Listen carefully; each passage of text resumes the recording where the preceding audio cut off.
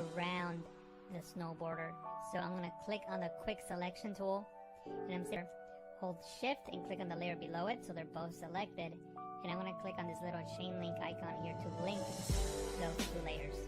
What that allows you to do is when you move one of those layers with the move tool, it allows us to keep those two layers together.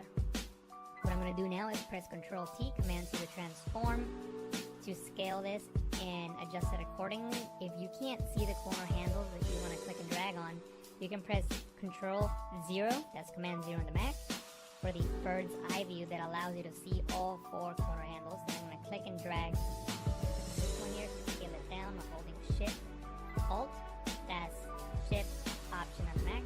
Now at this point, and I know I'm selecting some of the sky, but that's okay. I'm going to get rid of that by pressing X on the keyboard, which swaps the foreground and background color. And with black, I'm going to paint on that layer mask to get rid of the sky here.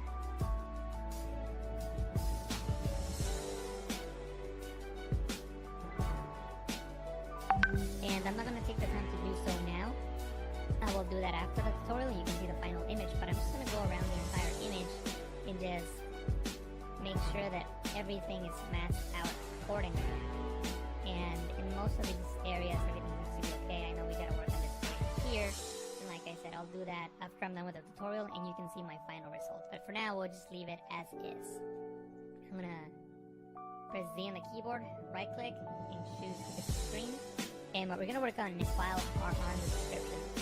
You have to download them from Adobe stock. They're not free, but you can use a watermark preview to practice on. So I would recommend you doing that just so that you can have a way to practice and learn. So the first thing I got to do is get rid of the shovel. I'm going to click on the lasso tool and I'm going to make a selection around the shovel. And as you can see, it's not very accurate. It's okay. Then I can hold Shift and Backspace. Or you can go into Edit, Fill to bring up the Fill menu. Under Contents, choose Content Aware and press OK. And Photoshop will fill in those pixels and make the shovel disappear. Most contrast. In this case, the blue channel. I'm going to click and drag on the blue channel and drop it here in the new channel icon to duplicate it. Now with the duplicate channel, I can start making adjustments to it.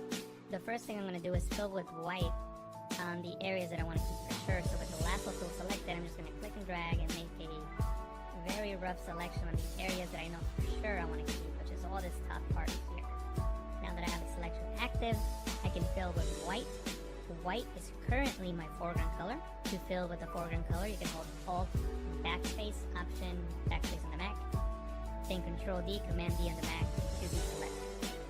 Now we gotta work on this bottom part. There's a feature in Photoshop called Apply Image. You go into Image, Apply Image. What Apply Image allows you to do is to take an image and apply it onto itself using a blend mode. In this case, we're taking the blue copy, applying the green blend mode onto itself. So notice what happens here on the snow on the edge. It essentially turns white, which is what we want. You can also, of course, apply a multiply blend mode and it'll give you a different result. Click and drag to pan up and complete that path. Now the color of the shape really doesn't matter, so I'm just going to make it red just so that you can see it. There it is, red. What I'm going to do now is enable the layer, but I'm going to right click on it and choose Fit on Screen so that I can see the entire composition. Then I'm going to press Ctrl J, Command J on the Mac to duplicate. So now I have two copies. I'm going to disable the one on the top by clicking on this eye icon, and the one on the bottom here, I'm going to clip to the shape below it. So with that layer selected, I'm going to press Ctrl Alt G, Command Option G on the Mac. Then I'm going to enable the layer right above that, and I'm just going to make a selection around the snow border. So I'm going to click on the quick selection tool, and I'm simply going to click and drag around her. Now you don't have to be very precise at this moment. You can just click and drag, and we'll worry about the details later. So we're just going to select her as quick as we can. So I'm just clicking and dragging. Notice that my selection is not very accurate. You shouldn't spend too much time at this moment. If you select an area like this part here that is obviously not going to be part of the selection, I'm going to hold Alt, Option on the Mac, click and drag to refine that selection just a little bit more.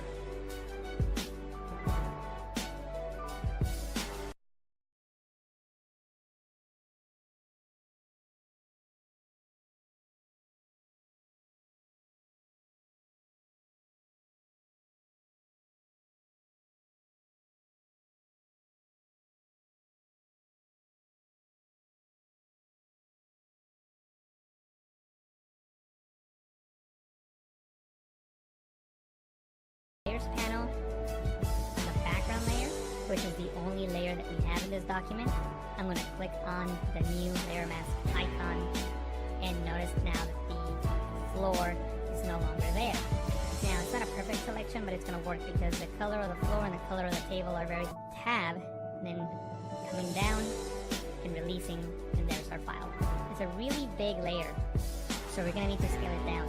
Control T, Command T on the Mac, transform. We can't see the corner handles, so I'm going to press Control 0, Command 0 on the Mac. There's the corner handles, and now I'm going to adjust them accordingly. I'm holding Shift as I'm clicking on these corner handles to keep the file constrained. The angle's not really matching my scene, so I'm going to right click on it and choose Flip Horizontal. And from here, I can match the scene a little better, and I can even distort it if I want to. Maybe right click on it and choose Distort, just to get a better perspective of the scene that we're working with. And if you make a mistake, you can press X on the keyboard, change black here, change the blend mode to screen, Control T to transform, that's Command T on the Mac, Control 0, Command 0 on the Mac, and scale this one in as well. And I'm going to zoom in and rotate this one into position, maybe right about here or so. But I want this one to be in the back, so I'm going to click and drag this one and place it like this. And I'm going to press V to select the move tool, and I'm going to move it around just to fit it into position, so maybe something like this. And actually, I just realized that I made a mistake.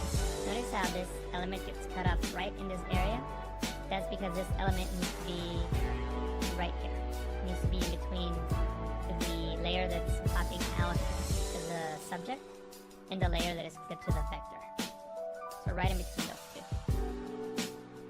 So now the snow follows through into the frame. Now the last thing we're going to do is we're going to work with shadows. So first of all, the snow here on the table, it needs a shadow. So I'm going to open up this group. So we'll click on the snow layer here and click on drop shadow. Notice a little drop shadow there. You can use the settings that I have here if you like.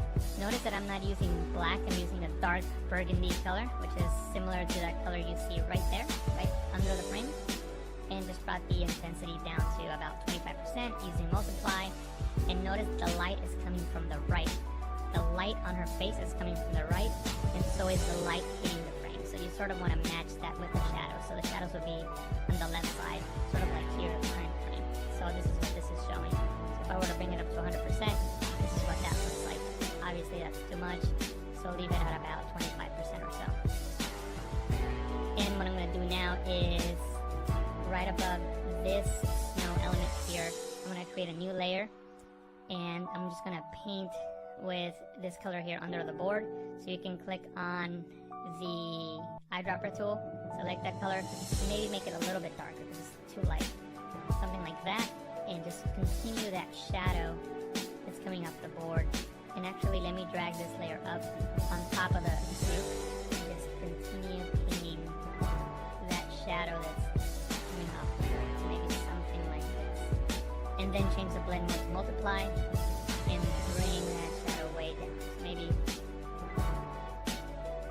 something like that. Now the only difference between the final image that you saw in the beginning and this one is that with the final image I took a little more time working with the mask, a little more time placing the elements and moving things around so they fit a little bit better. But the T to transform, that's Command T on the Mac, Control 0, Command 0 on the Mac, and scale this one in as well. And I'm going to zoom in and rotate this one into position, maybe right about here or so. But I want this one to be in the back, so I'm going to click and drag this one and place it like this. And I'm going to press V to select the move tool, and I'm going to move it around just to fit it into position, so maybe something like this. And actually, I just realized that I made a mistake. Notice how this element gets cut off right in this area? That's because this element needs to be right here. It needs to be in between the layer that's popping out to the subject and the layer that is clipped to the vector. So right in between those two. So now the snow follows through into the frame. Now the last thing we're going to do is we're going to work with shadows. So first of all, the snow here on the table, it needs a shadow. So I'm going to open up this group. So we'll click on the snow layer here and click on crop shadow. Notice a little drop shadow there. You can use the settings that I have here if you like. Notice that I'm not using black, I'm using a dark burgundy color, which is similar to that color you see right there, right under the frame. And just brought the intensity down to about 25% using multiply. And notice the light is coming from the right. The light on her face is coming from the right, and so is the light hitting the frame. So you sort of want to match that with the shadows. So the shadows will be on the left side, sort of like here in the current frame. So this is what this is showing. So if I were to bring it up to 100%, this is what that looks like. Obviously that's too much, so leave it at about 25% or so. And what I'm going to do now is right above this snow element here, I'm going to create a new layer, and I'm just going to paint with this color here under the board. So you can click on the eyedropper tool, select that color, and maybe make it a little bit darker because it's too light. Something like that, and just continue that shadow that's coming off the board. And actually, if you haven't already, subscribe to the Photoshop Training channel now. Thank you for watching, and I'll talk to you again soon.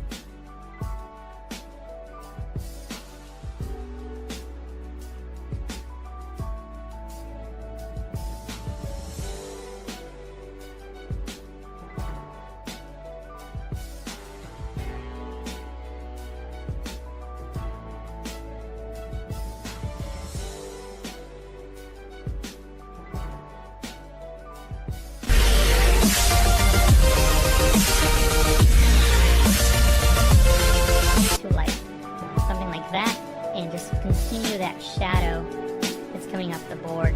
And actually, if you haven't already, subscribe to the Photoshop Training channel now. Thank you for watching, and I'll talk to you again soon.